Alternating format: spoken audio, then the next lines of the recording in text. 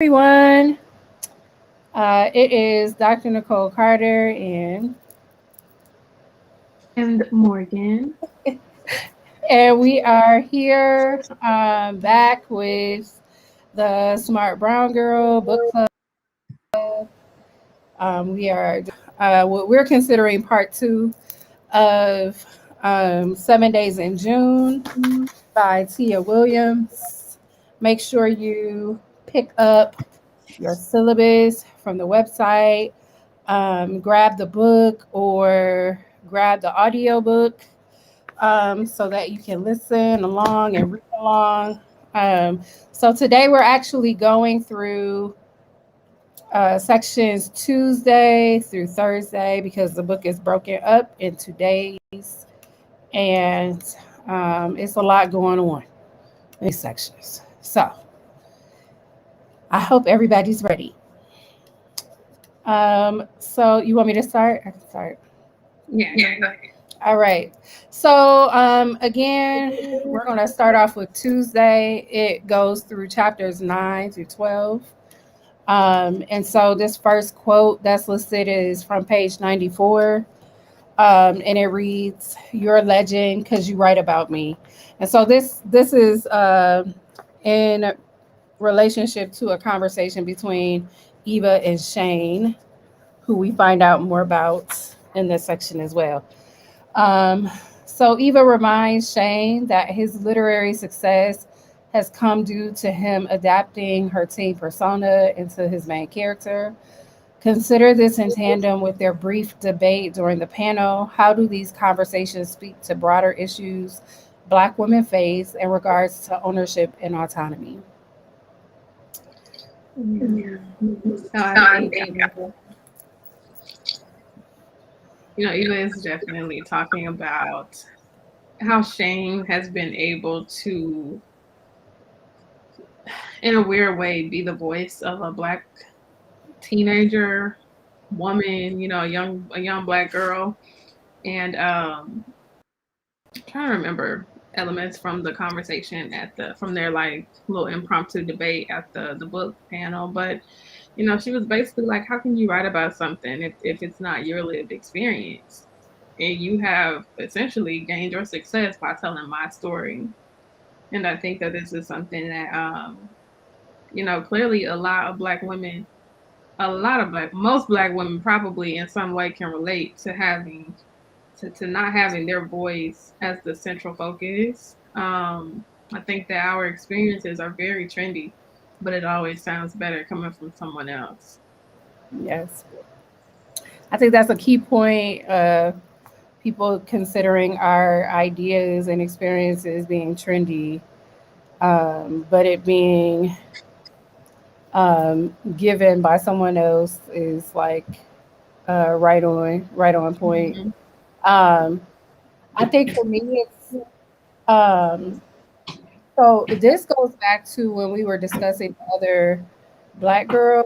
The same thing happened, but it was a white dude who like attempted to create this character, Mhm. which was like trash, basically. Mhm. Like this ridiculous Black woman character who was on drugs.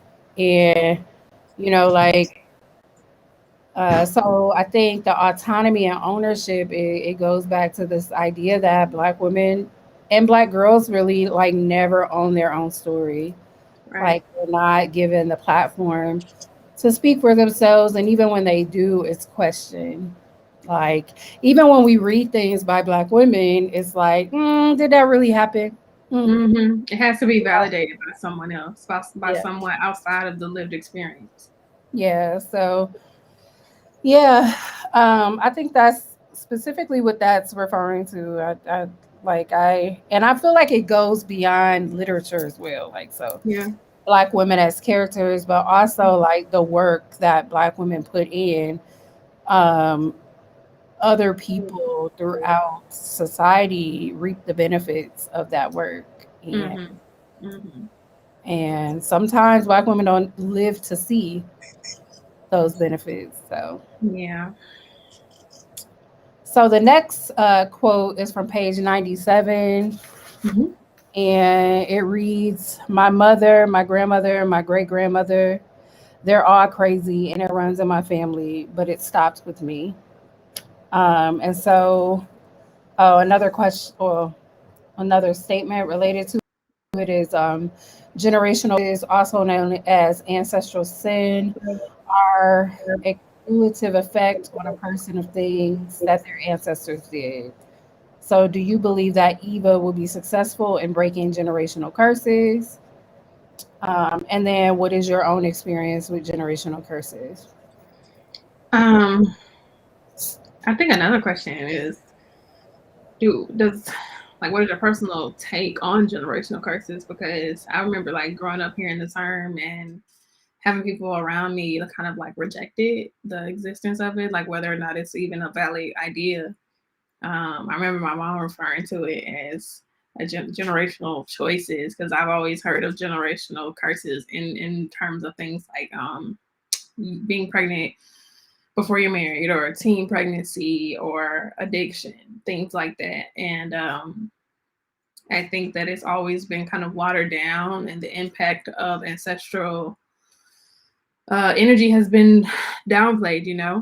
I think it has more of an impact than a lot of people would like to admit. And I think that Eva will be just fine because I want to say a major step in, kind of breaking these curses or just changing things for your future is awareness, realizing that there's something worth breaking in the first place.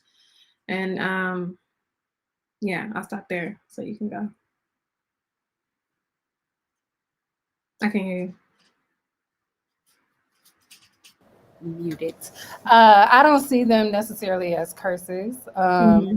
Going in alignment with what you just said.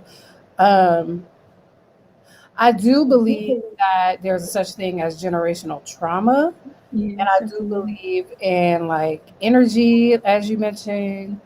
I also believe in like epigenetic, like transfer of like that trauma and Yes. pain. And so I don't necessarily see that as a curse because I don't feel like, particularly when we're talking about Black women, those things weren't constructed intentionally. It wasn't Mm-hmm. like I'm making this decision and it's going to be this way and it's going to impact, like Mm-hmm. I think of Mm-hmm. a curse, I think of something that like someone has intentionally placed upon themselves and others, Okay. others, and so I see it as trauma that can be when you label it trauma, then that means that those things can be worked through. Okay. Okay. And so that's what I see it as, like I like that. Okay. trauma, but not necessarily, yeah, like and I do believe in ancestral sin, Mm-hmm. but again, I feel like it's like this is our history. This is part of our history, and like we choose to see it and move past it, work through it, or we don't. And I don't see it Mm-hmm. as a curse. Mm-hmm. So, Okay. but Yeah, I think generational trauma is honestly like the best term because trauma was definitely inflicted in a result of various things. So I think it gives more credit to the lived experiences, like you said, versus just being like, okay, I'm gonna do this and it's gonna impact my entire lineage. It more so sheds light on how not only like kind of individual decisions, but also on the systemic structures that also have impacted yeah. everyone. And I think that's actually a very key point. Like recognize, like when you say something is a curse, it implies that it's just that person and Okay. that it's impacting other people in that lineage. Hmm. But it was basically inflicted like upon other people based on what that person did, not considering social, cultural, historical, economic, barriers, like all of these Mhm. things that existed. And so, in answering the question about Eva, so again, I don't see it as a curse. I see that I feel like that she has endured trauma throughout her life, at the hands of various people. And I feel like she is working to move through that trauma through writing, but also through the way that she is raising her daughter. Although there Mhm. are some issues with that. My bad. So but yeah. So we can go to the next one. The Okay. next question. During a meeting with potential Curse film director Danny Acosta and Curse producer Sydney Grace, Danny suggests that they cast white folks as the central characters to get real distribution and financing. Danny insists that Eva go for a big film, not a black film. Okay, I just wanted that to marinate a little bit. Man, How would whitewashing Curse threaten Eva's literary legacy and the sanctity of her novel? And then, yeah,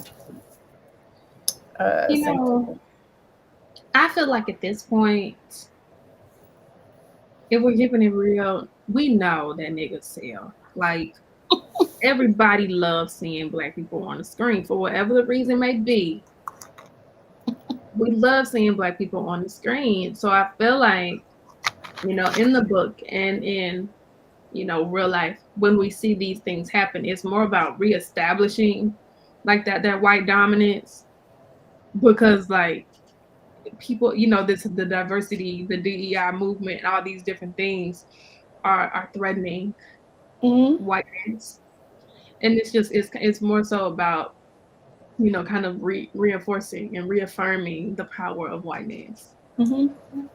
It's just like, girl, we know honestly, either way, if you put black people in a movie, like the way that people are eating up black culture and the way that blackness is kind of dominating these entertainment spaces, the consumption of black art it's trendy. And like I said, that even if the motive behind the consumption isn't necessarily the best, like it's selling. It's gonna sell.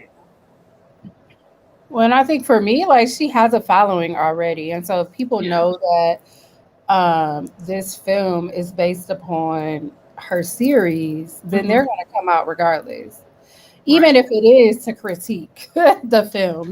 Like, and then the other thing, going back to what you said, like who, in my opinion, who wouldn't want to see like black folks in this setting? Like that's a different perspective than the same vampire esque movies we keep saying.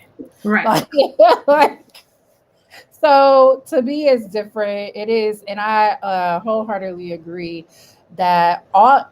So not this. Just I think this is a sample of what is happening in a larger society, Hmm. uh, as to as a means of going back to something that once was or really wasn't then, but uh, as you stated, white folks attempting to maintain or reposition themselves in powerful positions.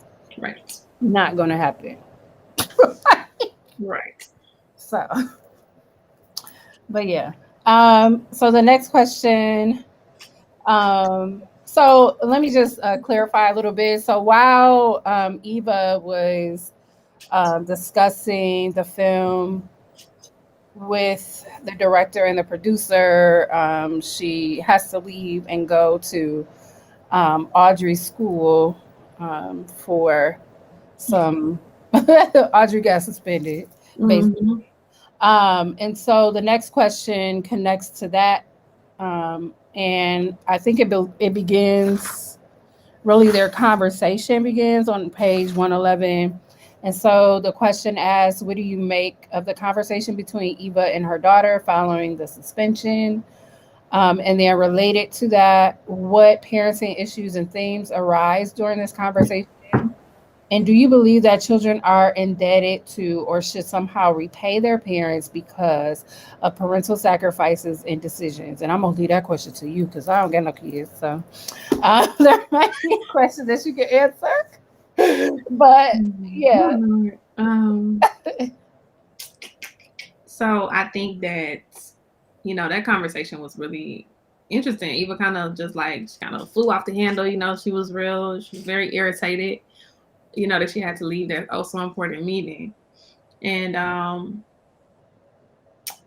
of course, my answer to the questions, I think that as far as the parenting issues and things that arise, is kind of this idea that children are somehow indebted to their parents. And my take on that was 100% no. Like, as we see online, sometimes I didn't ask to be here. Like, you parents, make the decision, or they just decide to expand their family or whatever the case may be. But recently I came across a post online where this woman was saying that the idea that children aren't indebted to their parents, their family, their village is a very Western concept, because outside of the Western world there's an idea and a belief of like communal responsibility. And she was just speaking to how the idea that, oh, like, they don't owe us anything because they didn't ask to be here, or I don't owe my parents anything, they decided to have me, is something that is rooted in white supremacy. So I read that, and I've definitely been, kind of like toying with it, trying to find because I was like, okay, this is interesting. But as far as the conversation between Eva and Audrey, no, my kids do not repay me. They don't owe me, you know, anything, honestly. yeah. But Um, I think in that moment, I think in that moment Eva was talking out the side of the neck. She was really flustered, which is also, I think, an area where parents mess up. But no, I hate when parents throw that, oh, but look at all that I did. Like, look at what I did. Like, okay. And if you didn't, that was going to be a problem. Like, you had to do that. You had to take care of me. yeah. So we have some comments from Wild Libra 84, who responds to, I think, that last question, Mm-hmm. um, as no, as parents, we choose to make sacrifices. And I think it's on the screen too, but ask those children in those cultures how they feel about that. Mm-hmm. Like, going Yeah, I back. would really be interested. I would be interested to know. I think, but Yeah. yeah. I guess that's a really good point. Yeah. And I mean, so as stated, I don't have children, but as a child of someone, Mm-hmm. like I do not believe, like, as was stated, I didn't ask to be here. I did not Mm-hmm. ask to be here. I mean, thanks for doing whatever you had to do to get me here. But that doesn't mean that, like, I don't know. This goes into like some other concepts that, I mean, it goes also the generational curses or trauma, whichever way, but it goes back to that idea of like um, parents and children and really family, like cutting off or creating boundaries towards folks who, even if they're in your family. And so there are a lot of people who believe that that's wrong. Like, you don't cut a parent off if they've done something problematic. But Don't as get me like started, please. Eva like was able to do that. Right. But I also believe, like, at the end of the day, like, you are all you have. Like, this person, you have children, yeah, you have friends, cousins, husbands, like girlfriend, whoever it might be. But at the end of the day, like, you have to worry about your peace. And so if somebody else is like inflicting trauma or bringing in negative energy, you got to create boundaries, and Yeah, it's you got to okay. go. You got to go. Yeah. Yeah. I Yeah, think and even so, though huh?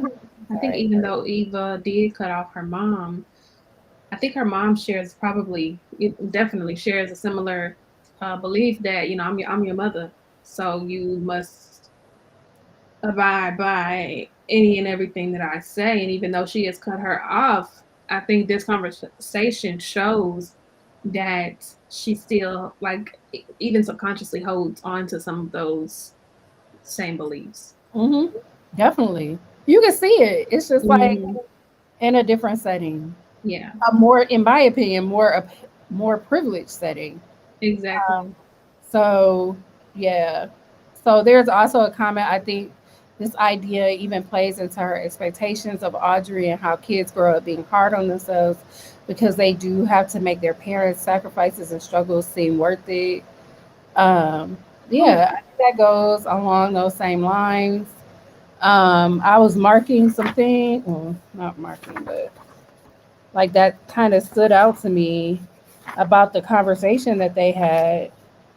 Um, and like kind of like Audrey being adamant that like this was a means of me like speaking back against patriarchy, hmm, her mom shutting her down, but in other instances she supports her. So it's yeah. like when she gets in trouble for something that normally she wouldn't get in trouble for doing if it weren't at school, then it's a problem.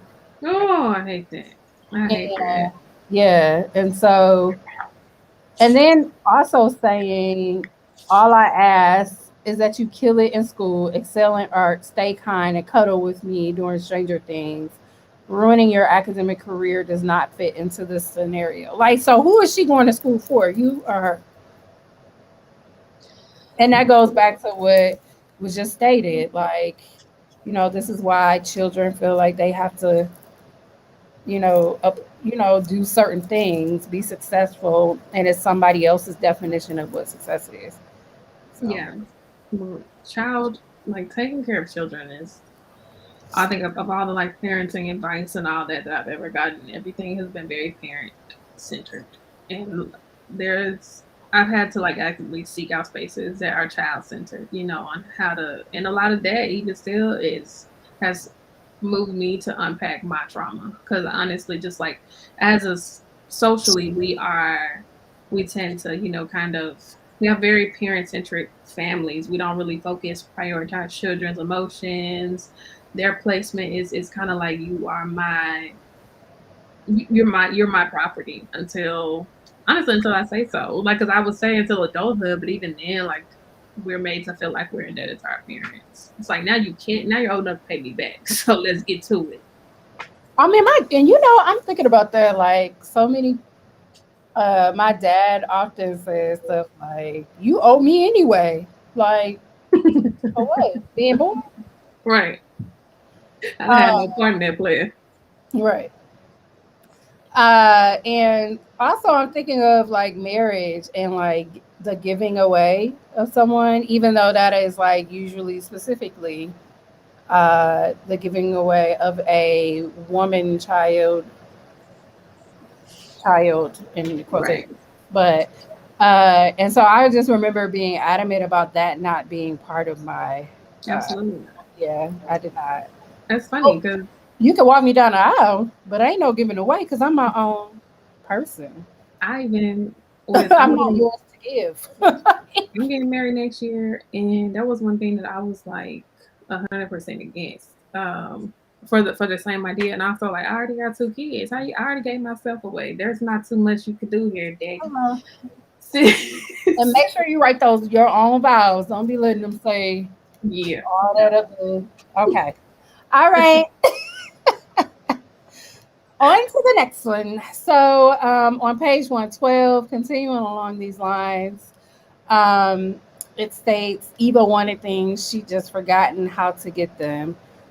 So popular discourse on motherhood often centers ideas of selfless sacrifice and a loss of individuality. How do we see this manifesting in Eva's life as she learns to parent her young daughter? How has Eva been muted by motherhood, which is on page 113? And then consider mothers or mother figures in your life. Have they been muted by motherhood? If so, how? How can mothers be adequately supported as they continue to achieve long term goals? These are a lot of questions, y'all. So, how and why are Black women muted by motherhood? By whom? And how has motherhood impacted Eva's artistry, her personal well being?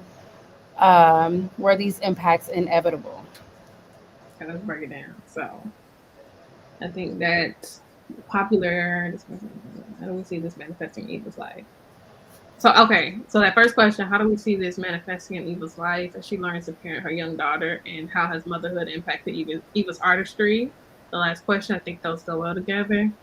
Um, and I just the demands of motherhood, um,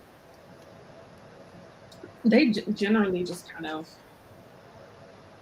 it's a lot. It requires a lot of mental stamina. You know, it requires, I would say, all of you. And when you are also trying to work towards career goals, maintaining a social life,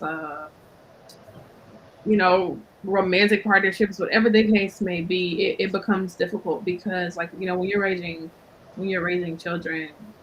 What did someone tell me?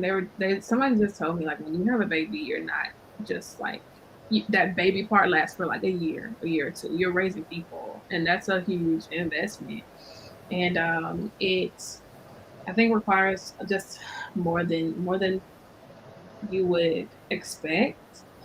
And I think in some ways, because of the world we live in, it is inevitable. I don't think that the support is generally given. I think when people become parents, specifically mothers, they are kind of expected to just get it. Like, you go from living your life for you to having to care for another person, but it's supposed to be this innate, like, switch that just goes off, and it's like, now you know how to make this person grow up into a great human being, keep them safe. You have all the answers, and it's unrealistic. So yeah, I think in that way it is inevitable, but I think if socially we prioritize mothers' well-being more, and really focus on community, and community was a large part of what parenting and becoming a parent looked like, we wouldn't have so much of this idea being muted by motherhood, because it can tank your self-esteem, your mental health, and all the above. It's funny that this question is here because yesterday I don't know why I was watching it, and I said that right before I turned it off. Like, I don't know why I'm watching this show. Now I got it. Okay, so but I was watching a show about, and this is bad. Well, it was a mother who killed her two children, and she had postpartum psychosis. So not Oh just yeah, depression, because that's like a whole nother level. yeah, And I watched the whole thing. I was like, oh, okay, I don't know why I'm watching this, but it also provided some background that I never knew. mm-hmm. And I also think that, and they talked about Black women in it as well, and other women of color, not even like considerations of postpartum depression and or psychosis not even being an option for them. Like, to Yeah, say like this thing is happening is ignored because people don't, and like mainstream society, like white folks ignore it too. yeah, So we care more so about women's bodies through motherhood, like physical body, as opposed to their mental well-being. And it's just like expected that you give birth and now you're able to just care, yeah. like for this child. And it talked about for a lot of women between, I guess, 2 weeks to 2 months after birth, going through a deep depression because hormones change and things like Mhm. that. And then that's something society doesn't consider. And that's usually when, the postpartum depression and or psychosis comes into play the most at that Mhm. time. Yeah. So for me, it's just like we have these expectations, like you can. consider in some ways mothers to be significant, but not significant enough to give them like paid leave when they give birth, or when they're caring for their newborn. They're not significant enough to like just be considered, like be treated like a human being outside of a womb. You know what I'm saying? Like it's just, so it's like, I don't know, it's complex to me. Again, I don't have, I don't have that experience, but I guess the lack of experience also says something as well, because I've experienced what it's like to not have children and to kind of be made to feel inadequate by other people. And I Mhm. recently just got to a point where I was like, you know what? Like, this is not all I was born for. Who Yeah. knows if that was what I was put on this earth to be in the first place? Mhm.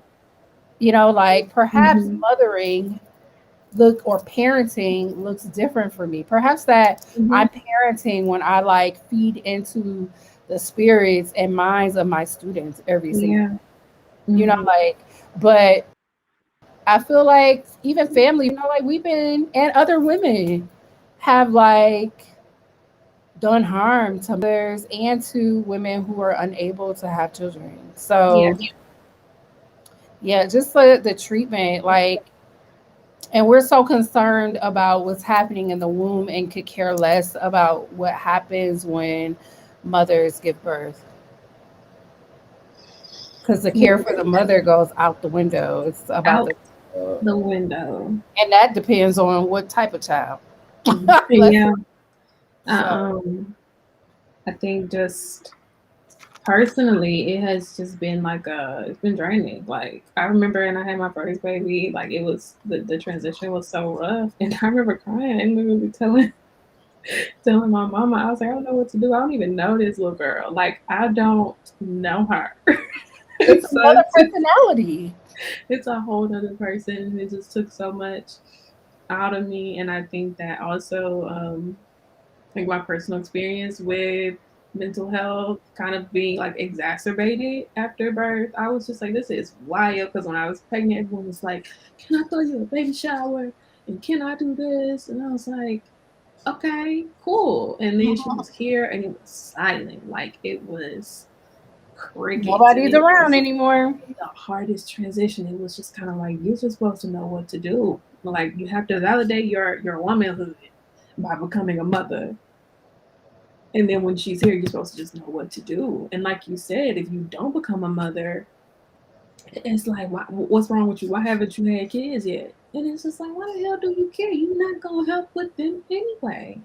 But Like, I like when I tell you that I actually had someone say to me in their 30s, do you think it's something wrong with you because you ain't had kids yet? Like mentally wrong, or like just like relationship wise? So how about you ask a question if I want to have kids or if let's I start there. can't have kids? How about you just mind your business? Right. What's Like, going on in here is my business. How about yeah, that? How about you find some business to mine? All right. that's so But funny. yeah, Yeah. so I don't know. And in that same show that I was watching, it goes back to one of these other questions about being muted by motherhood, but also how our mothers supported to continue to achieve long term goals. And one of the reasons given by that mother, and actually they featured other women who actually honestly committed infanticide, I believe. Mhm. Um, Mhm. and they all mentioned like, they felt like they were outside themselves, like they didn't know who they were anymore. Their goals didn't matter, their health didn't matter, their experiences didn't matter. It was all about the child. Are the children okay? Are the Mhm. children fed? Do the children have clean clothes? Are the children bathed? And it's Mhm. like, are the children going to school? And it's Mhm. like, how, so one of the things that kept coming up for me is like, how are mothers expected to continue to grow, like to continue to grow this child and like, you know, like help this child if they aren't able to do that for themselves, but Yeah. also to grow themselves. Mm-hmm. One thing that pisses me off is how like the conversations about caring for mothers always start. Like I always see like a young mother I saw recently committed suicide after having her baby. I think her baby's 6 months, and everyone was like, we need to start talking about postpartum depression. We need to start talking about postpartum depression. And it's like, so let's talk. The conversation always stops and we need to talk about. And I think that that's how we continue to fail mothers. I find it, I think I always like, even in cases like those very extreme cases where women kill themselves or their children, my heart just like it aches for them because I understand the just the desperation, and it's just like this doesn't make sense. And I feel like even as much as we do talk about it, living it is just wild because you just could never understand just the weight of it, and no one is helping you, pull yourself out. You're supposed to snap out of it at some point, or everything is supposed to be about your kids. Like you're a vessel. Once you get pregnant, you are merely a vessel for that child, and then when they're here, you're just supposed to spend all of your good years guiding them and hope that they will pay you back when they're old enough. It's just And maybe that's where those ideas come from. Like, I do believe that, you know, like even historically, when we look back, like, so to be a black woman living here in the US, like historically, it was already discriminatory and traumatizing. mhm, You add being a mother or having to carry children on top of that. You add not being able to say, okay, this I don't want no more kids, and continuously having children back to back to back to back. And mm, you know, like how many women, older women I know who are just angry and like I used to say mean, but it's like, why would you be nice? right, yeah, What reasons are there? You know, when hmm, everything has been given to others and never to you, like to yourself, to care for yourself.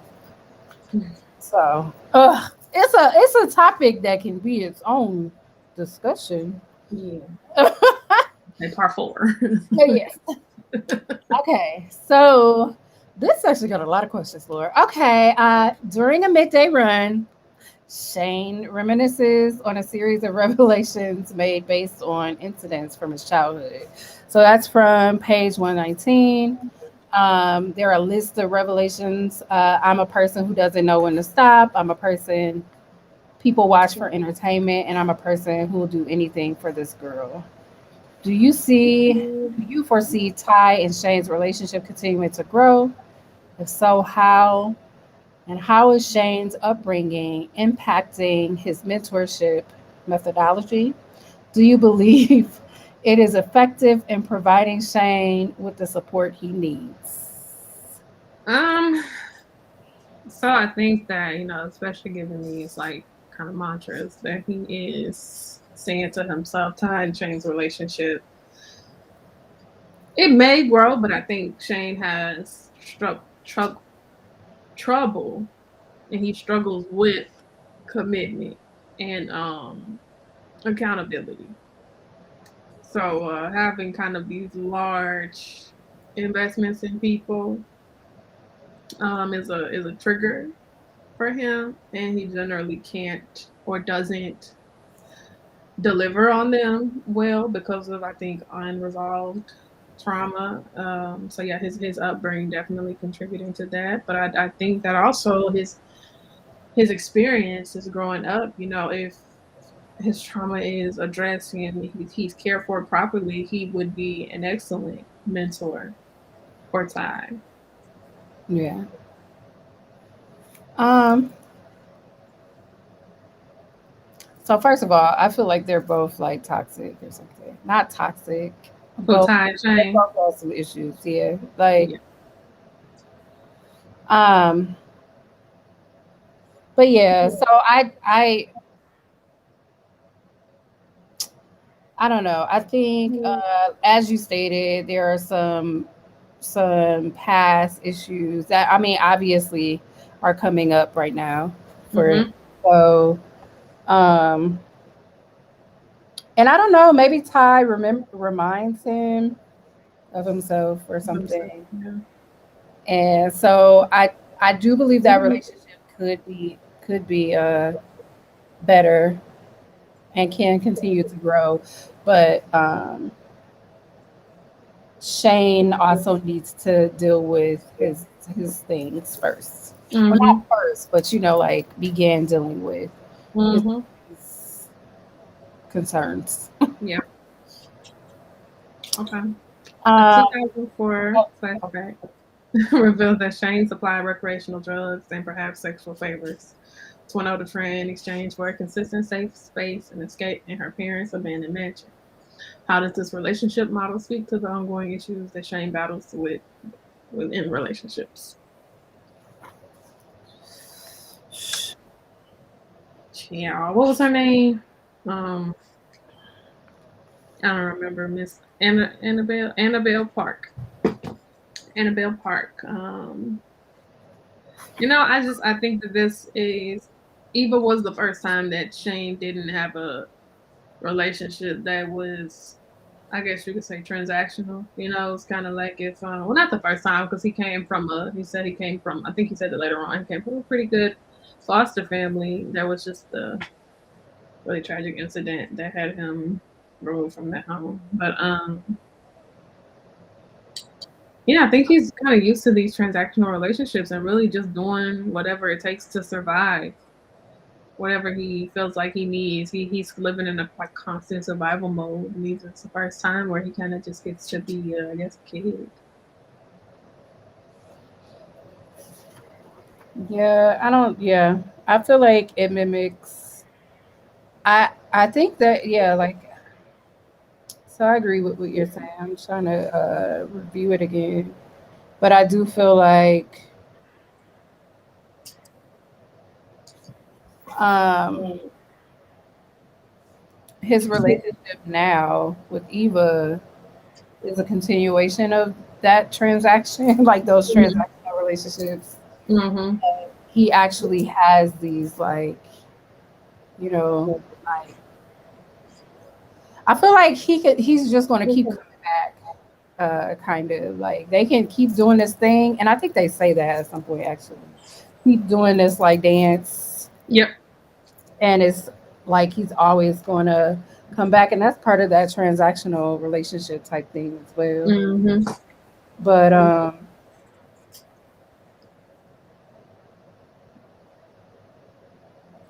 this reminds me of I think I'm thinking of Heavy, uh, Okay. Okay. and the relationship with the older woman on the block. Mm-hmm. I don't know if you remember that, but like it's just like these. Even the next, I think the next section, grown women knew better than to attach themselves to time bombs. Teenage girls couldn't wait to be ruined, and it's like I don't know, like the knowing that a situation is problematic, being attracted to the problem, if that makes sense, like Yeah. the toxicity. and So and possibly being like the idea, I guess. I think maybe we really feel in our youth that we can like fix some really tragic shit. it should be infused unless it wants to. Okay. Right. Okay. What does the insight in the flashback give into the depth of Shane and Genevieve's relationship? Do you think the self harm they engage in has created an unhealthy foundation for their budding romance? Yeah, absolutely. Um, this was their relationship. Like this flashback was so dramatic. It was so intense. Like he punching people in the classroom, and then they like run off into the distance, and end up in a hospital. It's just like, okay, yeah, that's not going to end well. But I think she cuts, if I'm remembering correctly, and he breaks limbs, like he breaks his arm repeatedly. Mhm. I was But it like, said that he did it on purpose. yeah. And it's just What like, type of? I'm not breaking anything for nobody. Mm-mm. Nope. yeah, like, Nope. Nope. uh, some, mm, yeah, yeah, but I don't really have too much to say on that one. But yeah, they are used to, they're accustomed to pain, emotional pain, and then like finding that physical outlet to, express that. But that doesn't, like, this is a trauma bond. They have a trauma bond at like 17, 18 years old, and it feels like this passionate, romance and this like forbidden love story or something, but it's sick. Yeah. Okay. You want to go to the next section because we like time. Okay. So we're going on Wednesday. to Wednesday. Yeah, chapters 13 through 16, which is actually kind of short, but Okay. I will. um Oh, okay. you gonna read it? Okay. Okay. All right. So this is related to chapter 14. So how do Audrey's feelings in chapter 14 um, on page 154 give further insight into her personal experiences, specifically her relationship with her mother? How do her revelations speak to larger issues facing young Black girls? Some more specific questions related to that are: why are Black girls often made to bear the emotional burden of their mothers? Could this be viewed as a generational curse that Eva has yet to uncover and face? And then, do you believe that it is possible for a mother daughter or parent child relationship to exist without perpetuating aspects of codependency? Okay. So first question: why are Black girls made to bear the emotional burden of their mothers? um when you find out, let me know, because man, I feel like so many of our mothers have been ill-equipped to deal with their trauma, their feelings, and it's been a cycle of, having all this unaddressed, unhealed trauma, having children, and trying to, like, I guess, remedy and heal through our kids. Trying to like find solutions and retribution to like age old issues through these children, through our descendants. And it's just like, I guess you could say, I would definitely go with what you said. This is generational trauma. And I think it's a form of trauma that a lot of us have yet to really face head on. So yeah, Eva, and the rest of us too. We And then I think that as daughters, we take on that responsibility. We're like, you know what, that's my mom. I'm supposed to help her heal. And it's just like, girl, not really. Mm, not really. And do you believe it's possible for a mother-daughter relationship to exist without perpetuating aspects of codependency? I hope so. Like, I don't know. Like, is codependency inherently, like, is it 100% a negative thing?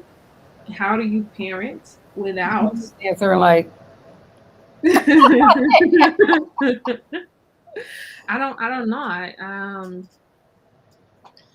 I don't know on the second one.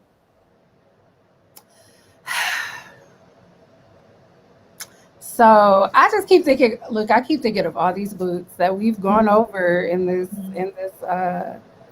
book club, but like Beloved, and then the conversation about um, kind of being free to mother after being enslaved for all Mm-hmm. this time, and so like living in a constant state of trauma.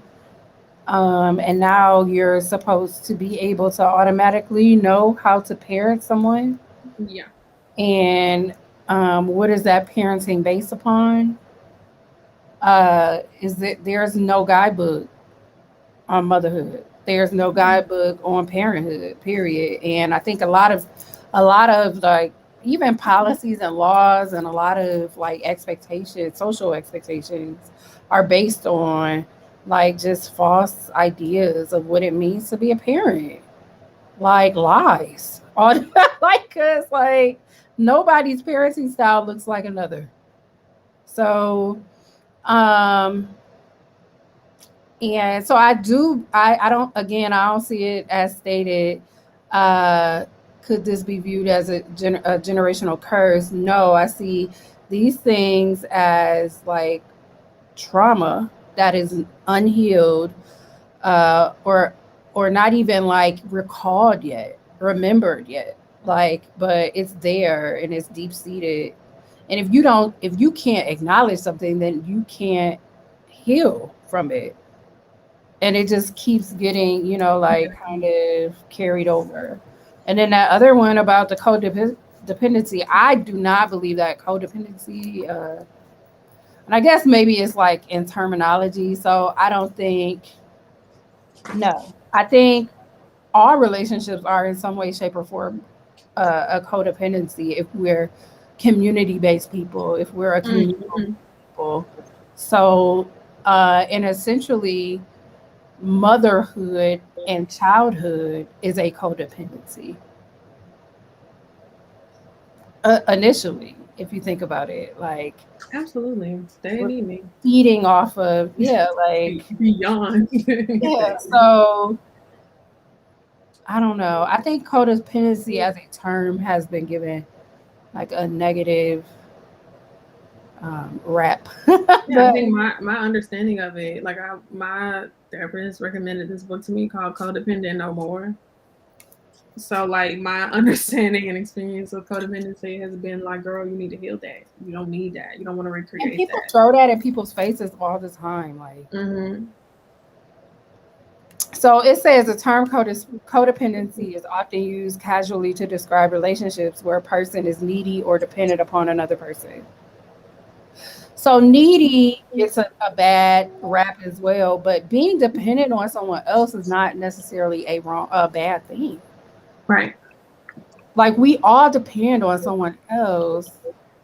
I think it's when you become obsessed with that Mm-hmm. dependent that Mm-hmm. becomes an issue. So that's another aspect of that question then. But Mm-hmm.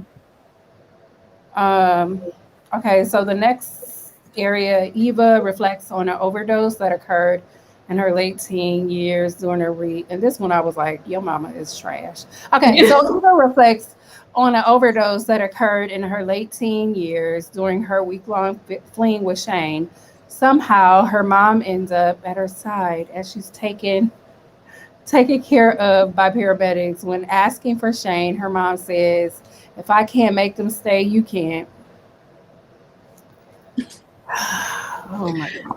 Like, Um. it's a mess. So, why do you think Shane is absent once Eva regains consciousness? And we learn that in the next section. But, Mhm. and how do you think learning the truth about this incident will alter Eva's relationship with Shane with her mother? And we don't know that yet. Yeah. You know. uh, when I read that section, I remember I pictured Lynn Whitfield in Medea's family reunion, the way she was with her daughter. And I guess Glenn Winfield in almost every other role, but that's neither here nor there. Just that spiteful, jealous mother, because like Shane would have been there if she hadn't been with Steven. So Shane, they might be married right now. yeah, like it was very like that came from a very like hurt place for her mom. Her mom is very jealous. Um, yeah, so I think that Shane fled the scene for some reason, but I think once Eva learns the reason, that will probably completely end the relationship she has with her mother, seeing as though her and Shane have reconnected and are moving towards a substantial bromance. And I think that that will. possibly allow her, Eva, to kind of release some of that hesitation or lack of trust that she has with Shane. Yeah. One thing I will add to that is that I think without that experience, she wouldn't be who she is right now. Yeah. So I think that it was, like unnecessary evil, if you will, a necessary thing that happened. But I also do believe that people who are meant to be together always find their way back to each other. So there's that. Um, so now we go to Thursday, chapter 17 through 19, and this is our last section. Bear with this, y'all. It's almost over. Um, so it asks, why does Eva fail to adequately take accountability after abruptly leaving the dream house? Lord, the dream house. Um, and yeah, we can do that one. So why does Eva fail to adequately take accountability after leaving the dream house? So the dream house is where Eva and Shane had the little sex, right? Okay. I'm trying to remember. I think she was she's a little embarrassed. What was it? I think was it the that incident kind of took her back. Yeah, Thinking that's of when she started remembering. how he Uh, left before. mhm. Mm-hmm. She was triggered. But yeah, so I think that's what it is. Like it triggered her. So, Mm-hmm.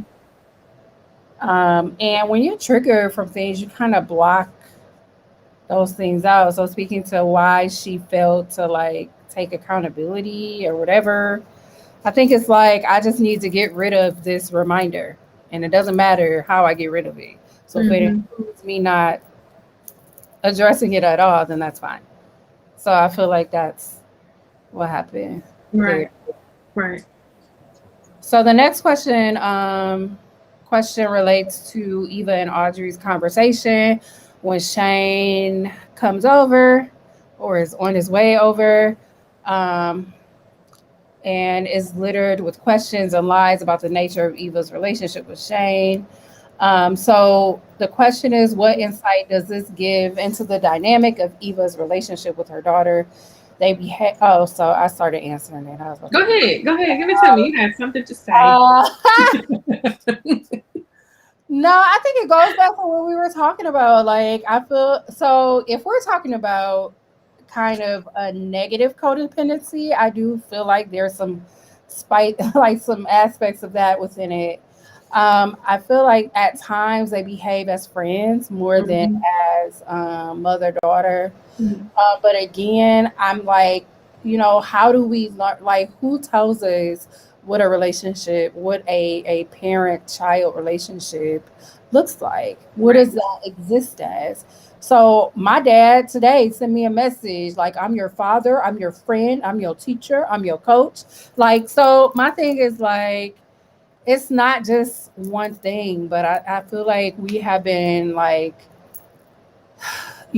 taught to put parenthood in a box, if that makes sense. Yeah. So, but I see like, I also see like Audrey being like a savior for Eva at times. Like if Yeah. Audrey weren't there, it would be rough. Mm-hmm. Mm-hmm. And I honestly like going back, something that has not been mentioned in this section of the questions is that we have to remember Eva also has like she has migraines. She has chronic migraines. Like this Mm-hmm. is someone living life with an illness.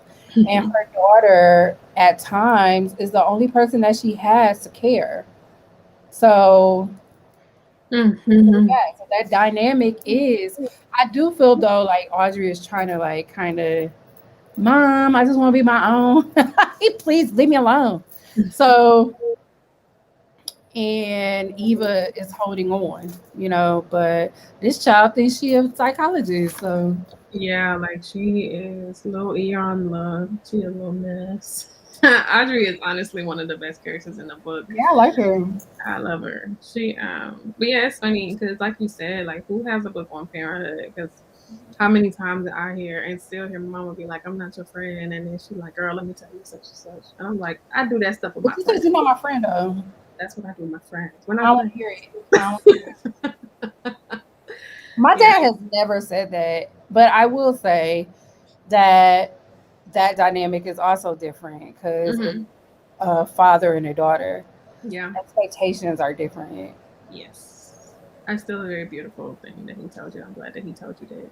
Yeah, I love tell him he to gets these put me in a moments. group message. Yeah, Put me in a group message next time he send it. Let me hear it too. like she said that she don't your daughter too. Um, so the next question asks, oh Lord, Cece, what do you make of Cece and Eva's friendship? And do you believe there are healthy boundaries in place? And how does their relationship mirror other relationships in Eva's life? Initially, I thought the relationship was cute, and I still do. I think it's a good friendship overall. I think that CC kind of lacks boundaries in some areas. Lex doesn't exist at all. Yeah, she's like she can be extremely invasive. Um, she might be well intentioned, but Eva is a whole grown adult, and even if she wasn't like boundaries, everyone who needs some boundaries, and I think that and even even said it at some point. I feel like, or someone said that Cece was almost like not just a friend, but like a mentor as well, or a mother figure kind of. So I think that kind of blurs the lines in their friendship, and Yeah. but still, yeah, she needs some. There needs to be some boundaries, which So is Cece is a mess. Let me just yeah. say, like, and I'm thinking of one incident. So, like, you being her friend or her agent, there's money associated with that, and I don't really get like that. Don't really work. Mm-hmm. Oh I no, don't no, think no, those no. two things really align very well. Mm-hmm. Because anything like a whole host of like just drama can occur. Yeah, Also, she brought trauma back into her life. So she sure did. she intentionally did like, like the situation with Shane was done so she can write. That is not friendship to me. That's not friendship. You don't bring something that broke me back into my life because you want me to profit, Mm-hmm. which actually reads as you want to eventually profit off of Exactly. me Yeah, it's a writing. payday for all of us, right? Yeah. So to me, that was the that was the line right there. Like this ain't no friendship, sis.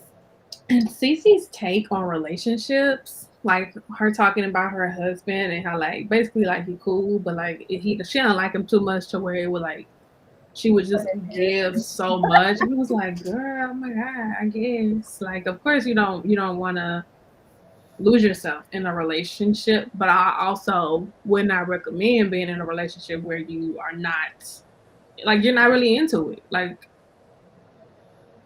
Yeah. I mean, Like and I truly believe like there are tons of people who are in relationships like that. Marriages of yeah. convenience. Mhm. Like they're both profitable and it's easier to stay together. So like Yeah. so the last question is how do you think Shane and Eva's acknowledgement of their shared toxicity will impact their relationship? The acknowledgement is nice. Like we said earlier, acknowledging something is oftentimes the first step. So hopefully that acknowledgement leads to some individual therapy, some couples counseling, some healing circles, or something. So Yeah. I think that it definitely is setting them on the right path. Acknowledgement is the first step in recovery. But it is. Like, I mean, say that he acknowledged that he was toxic, right? Hmm. She didn't. Then it would be like it wouldn't work. Like she No. didn't acknowledge her role in the Yeah. situation. So it's always him trying to like fix things or to work through the issues that he has. And then yeah, she's just like, ain't nothing I need to change. So Right. And that in and of itself is a problem. Like right. just the refusal to be, introspective is just like kind of sucks. You kind of suck, But yeah, they like you said, they both realize that they have some deep seated issues that they need to get through, and I think that will set their relationship on the right path. Yes. And it's been years since they've been connected, so it's given them time to mature. It's not like they've been in this like contentious relationship since they were 17, and they didn't even, I think they were more so affected by outside forces. That's what their external trauma is what made their relationship just not a safe space. So being that they're coming back years later, I think that will serve them well in the long run. Yep. All right. Well, we are done. That's it. That's all. Not the that's good. So our next conversation is on the 24th, Mhm. and we will be discussing Friday through, well, let's see, Friday through the epilogue. So, um, which takes us, instead of a date, it goes to July 2019. So we'll be going through the remainder of the book. Is there an author chat with T. Williams? There is on the 3rd Okay. of December. Be So, there. no, I'm sorry, the second. The The second. second. Okay. Cool. All right. Well, thank y'all for joining us tonight. Hope you enjoyed the discussion. Yes. We will see you all next week. All right. Bye, everyone. Bye.